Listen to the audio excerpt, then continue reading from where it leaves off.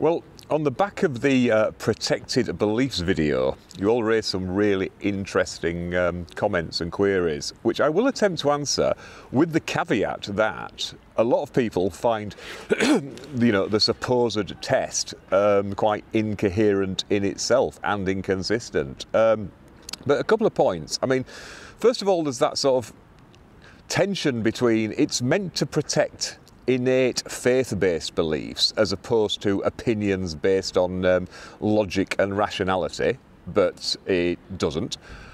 Also, what about the conflict of interests, where protected beliefs clash? Who comes out on top? How do you deal with that?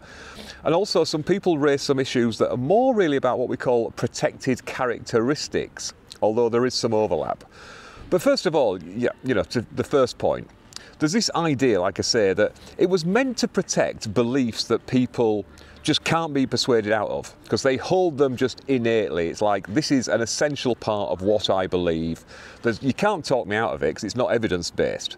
I mean, religion's the obvious one there. I think most people would say that their religion is faith-based. It's personal revelation, or they just believe, their scriptures, or it's just something innate, within the family or their culture. So, that's why, you can't discriminate, or the theory is you couldn't discriminate against people because it's not like they can change their mind about it. But to give you an example as to the tension, creationism is a protected belief. Now, I think most creationists would probably have originally said, oh, well, that's just something that I believe because my religion requires me to believe it. But also, we have this thing that if a belief is protected, quite often, in fact, usually, not holding that belief is protected. So, say, for instance, you can't discriminate against somebody by saying, no Hindus can work for us. But at the same time, you can't, if somebody isn't a Hindu, you can't discriminate against them either. And that applies for most things. It's not totally symmetrical, though. I mean, a belief in the sanctity of life and that all people should be protected, that you should look after people and be nice to people, that probably would be protected. The opposite, basically, I am some sort of totalitarian, probably wouldn't be. Although, as I said before, when you get to the fifth limb, pretty much everything except out-and-out sort of totalitarian, fascism is pretty much protected. But, to go back to the creation as an example, Darwinian evolution is protected.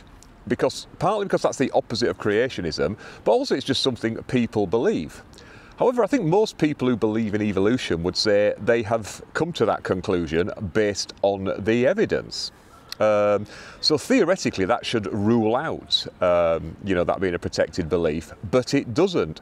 But also now we're getting people where, what if somebody's a creationist and they say, well, I've come to that conclusion. It's nothing to do with my faith. I believe the science suggests that. I think the Grand Canyon was formed in a flash flood. Theoretically, that belief wouldn't be protected because, like I say, it's only meant to protect, I don't want to say irrational in the pejorative sense, but it's meant to protect, but that's pretty much the test. Like I said before, stupid but sincere is how it has actually been referred to before. What about conflicts? It does get, quite tricky there. And basically, say you're an employee, how do you cope with that? Now, to get onto a controversial subject, and I'm not going to discuss the subject itself, but use it as an example, gender-critical beliefs are protected.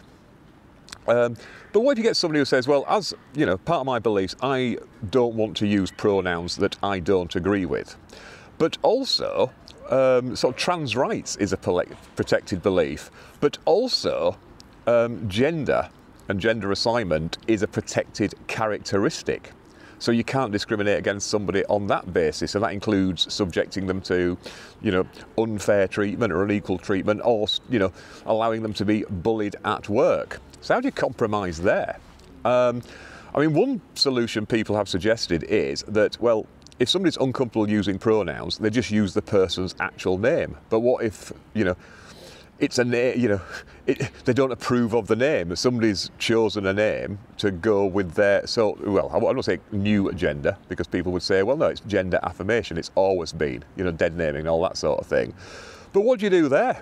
I mean, it's a tricky one. There was that school teacher. Now, a lot of people are saying he's just been sacked and, you know, arrested outside the school just for refusing to be woke. It's not quite true, that. I mean, effectively, they said, in a school, we have a policy, we need to protect the kids. And that includes respecting their identities. So it's a genuine occupational requirement that teachers, whatever their personal beliefs, they actually have to respect the pupils. And he got sacked and he kept going back and he got an injunction against him. So that's what he keeps getting arrested for. It's actually breaching the injunction to stay away from the school. But, you know, it's a tricky compromise there, isn't it? And like I said, this comes into the sort of protected characteristics thing. Now, what's a protected characteristic? There are certain characteristics of people that, again, you cannot discriminate or treat people unfairly based on. And that includes things like in an employment context, providing goods and services to them, all that sort of thing. So what are the protected characteristics? Just to remind myself, because they keep changing and adding to them, I'm just going to read the list. That's age, gender reassignment, being married or in a civil partnership, being pregnant or on maternity leave, disability, race, including colour, nationality, ethnic or national origin, religion or belief, and that's the protected beliefs thing again, sex and sexual orientation. So you notice there you got sex and gender as protected characteristics, and that causes all sorts of problems because, you know, you just get into this idea of, you know, what does the science say? I mean, you know, sex is the science side of it, gender is, quotes, the social construct. But some people have said sex is a social construct. You know, they argue that. And when it comes to things like trans rights, some people, you know, will say, well, look at the science. Yes, there are two sexes, but there are 6 carrier types. You know, that's how you sort of like combination of chromosomes. It's, you know, a binomial distribution. It's not a strict binary. So that's a science-based belief, if they're putting it forward on that basis. So would that be protected? Well, actually it just is, because of the, and just to point out, it's the Equality Singular Act. You see a lot of people, including in the media, call it the Equalities Act. But if you want to be pedantic and nerdy, just point out and go, no, it's the Equality Act. So yeah, I mean, you've got this rather strange thing that some people could hold the same belief, but if people just say it's innate, I don't care what the science says, this is just something I fundamentally believe, they possibly have more protection than somebody who says, I hold this belief, but I think the science supports my belief. And like I say, I think now, you know, it'd be interesting, you know, would flat Earth be a protected belief? Well, if somebody just says, you know, the scriptures, my scriptures say there is a firmament and, you know, the 4 corners of the earth, it's flat. Well, that's a faith-based belief. But what about people who say, no, no, the science shows it's all done with fisheye lenses. I hold this position on a science basis. Well, you know, arguably that wouldn't be protected. But, you know, would the flip side be protected? I believe the Earth is an oblate spheroid. Most people say I arrived at that as a science-based belief. So would that be protected? And like I say, I just think that limb of Granger, it's just, you know, it's just irrelevant now. I mean, you know, please tell me in the comments, especially employment lawyers, they deal a lot with this, what they think of it. But, you know, that's the overlap between protected characteristics. I mean, protected characteristics also, you can't be discriminated against for being, you know, having that protected characteristic. But it doesn't actually matter if you don't. You can still be, you know, within the protection even if you don't. Say, for instance, somebody sacked you and said, you know, I'm sacking you because you're gay. It wouldn't actually matter if you weren't gay. You'd still have the protection. Also covers people who are associated with things. It's like, you know, I am not letting you in this pub because you are a supporter and an ally of people of a particular religion or people of a particular ethnicity or people of a particular gender. You know, it applies to you as well. It also, you can't be treated unfairly just because you support somebody. So say you brought a claim at work on behalf of somebody, or you sat in on their sort of discipline, you know, their complaint to HR, and you were disciplined as a result of that, or you were treated less favourably. Oh, he's just a troublemaker, just some bullshit person who just, you know, keeps coming in here raising a stink at work. You would actually be protected there as well. There are some like exceptions to all this sort of, you know, discrimination though. Let's say, for instance, I say, you know, somebody outside says no Sikhs allowed. Well, that would be direct discrimination. It's automatically unlawful. But what if you said nobody with beards allowed? Well, obviously, that would indirectly discriminate against Sikhs. Well, Sikh guys anyway, because, you know, they have to grow a beard. Indirect discrimination, though, isn't necessarily unlawful if it's for a valid reason. So say, for instance, the fire brigade, they say, you know, respirators don't work properly if people wear beards. I think apparently they've changed that now, they've got better respirators. But that used to be a lawful discrimination because it was for a valid reason. You also get into what we call genuine occupational requirements. So normally it would be, you know, illegal to discriminate on the grounds of race or sex. But if I'm filming a biopic of Tina Turner and, you know, Sean Bean applies and says, I'm a great actor, why can't I get the gig? Well, you can say, well, sorry, mate, it's a genuine occupational requirement. I need somebody who looks a bit like Tina Turner. And let's face it, that's not you. But it can also be things like if you run a Chinese restaurant, you're allowed to get staff who look East Asian just to sort of lend to the atmosphere, even though it's perfectly, you know, lots of people can run Chinese restaurants with, you know, European staff. Also, you can actually, I don't use the word positive discrimination because that's got bad connotations, but say for instance, you're advertising for primary school teachers. And there's a shortage of men. You know, most primary school teachers are women. You are actually allowed to say, to advertise in places where only guys might see it, you know, so advertising, you know, Land Rover Weekly or something. Or you can actually say, we welcome applications from guys. And you can also say that all things being equal, we will tend to, you know, it's not quite a quota.